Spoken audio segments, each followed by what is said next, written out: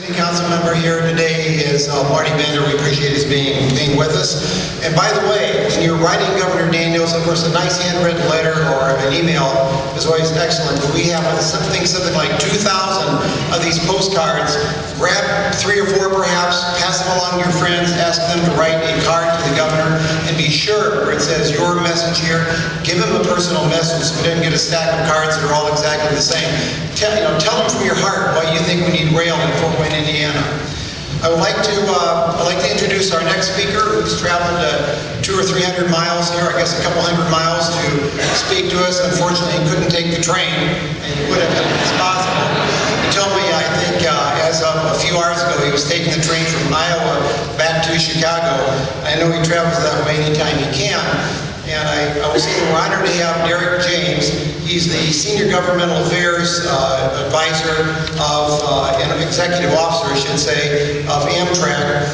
Mr. James is playing a very vital and important role in expansion of passenger rail throughout the Midwest. He can tell you his territory, I believe it's from Iowa or maybe Nevada to Ohio. So we appreciate his being here. Mr. James.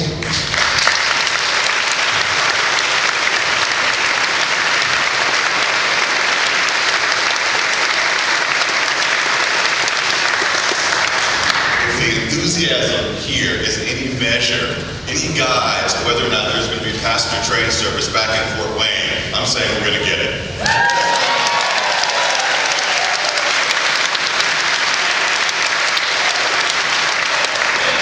Dr. Tom mentioned how I spend a lot of time traveling around the Midwest, talking to folks about passenger rail and why it's really important for the economic development and the livability of their community in terms of job retention, in terms of keeping the brain drain, lowering the brain drain in the Midwest because we want to keep our young talent here. But I can tell you, I have never seen a crowd like this before. And you guys,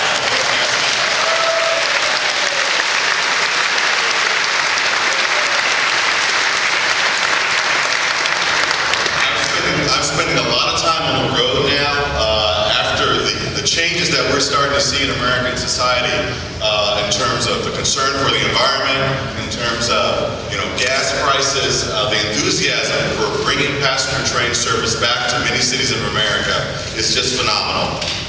We are starting to see at Amtrak for about the past 5 or 6 years, we've been seeing ridership trend upward and upward and upward. And last year we set a record. We carried more people in our history last year in 2007 than ever before.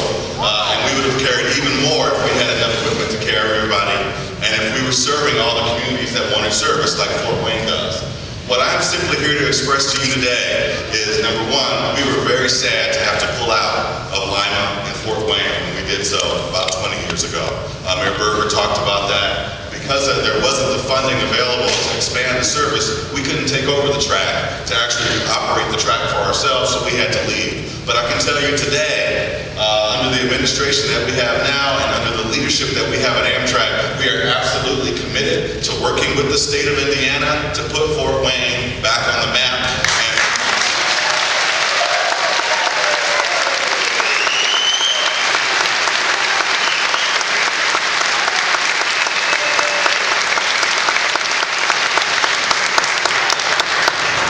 A little late today. There are a lot of traffic lights on US 30.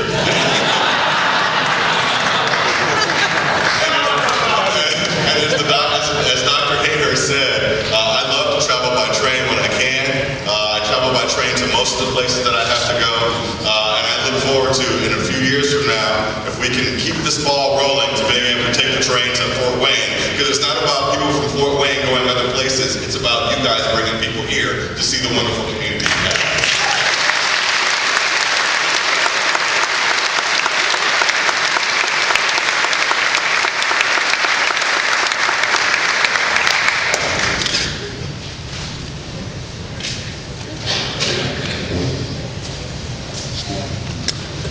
Doing some schedule juggling here, and I hope you'll bear with me. I may catch an individual by surprise here, but I want to go ahead and make an additional introduction, asking somebody to make a few comments. Dennis Hodges is here today. Dennis Hodges heads up the Indiana High-Speed Rail Association. That is an organization that just organized various parties throughout the state to send a letter to the governor outlining the reasons why passenger rail is so important to the state. That's the Indiana High Speed Rail Association has been supported for years by the city of Fort Wayne and is linked with all the other organizations you've heard mentioned today. So I'll welcome Dennis Hodges up here to make a few comments. Dennis?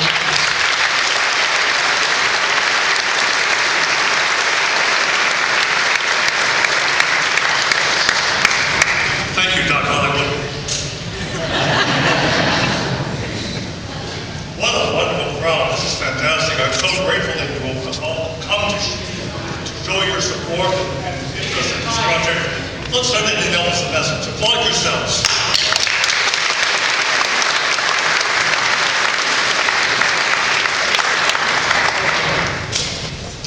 Years ago, I had the privilege of being on the inaugural run from Paris to Lyon of the TGV.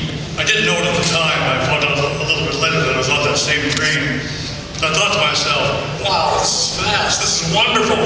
We need to have this kind of service in Indiana. And so I came back and I organized the Indiana High Speed Rail Association with the help of a few friends, and we got a movement going that has been consistent and targeted to the idea of bringing passenger rail to northern Indiana and to the whole state of Indiana. And I'm really happy today. It's like going one step forward and 5 steps backwards getting this project done. But the movement is alive and well. People are enthusiastic. We have elected officials who want to be supportive. We have people, a constituency that wants to be supportive. Very often I hear from legislators, we don't hear enough about transportation. Well, let's start telling them about transportation. Let's start telling them that we want passenger rail in Fort Wayne, Indiana.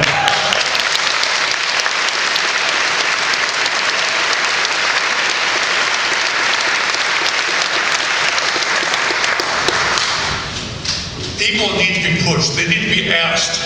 The governor needs to be pushed. He needs to be asked. And if enough of us do it, he will comply and bring the system to us. We've seen all over the world how passenger rail benefits the economy. In Europe, it's more obvious as it is in Japan, but now it's in third world countries.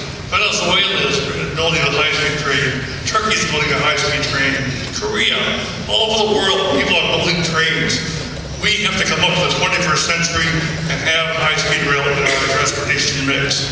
You know, 2016, that's a date I kind of targeted for myself. It's the 200th anniversary of the state of Indiana. Did you know that? In 1916, Indiana was a leader in faster transportation. We had more miles of we had more miles of passenger rail than any other place in the entire world. We can do it again. Indiana should be a leader and an innovator in passenger transportation, and we can begin it right here in Fort Wayne, Indiana.